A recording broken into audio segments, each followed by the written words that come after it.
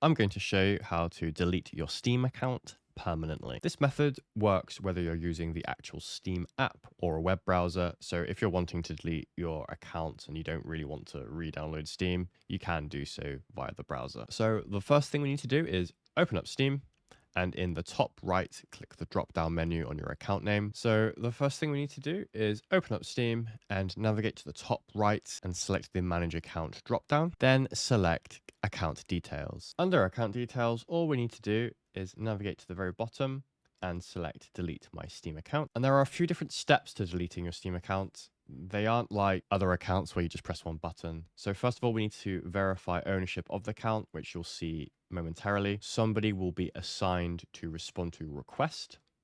Your account will be locked, but you'll still be able to play some games unless they are VAC secured servers. And then after 30 days, if you do not cancel the request, then your account is deleted. So you can change your mind.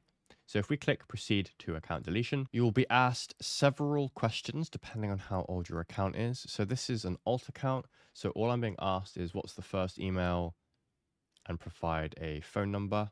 And also, as I've used PayPal on here, what's the PayPal account holder name? If you have an invoice ID of a Steam purchase, which you'll be able to do if you've used PayPal, and anything else you can attach. If you've used a credit card, or if you've input a CD key manually into Steam, those are also questions that will be asked. So the more information you can provide, the more streamlined the deletion process will be.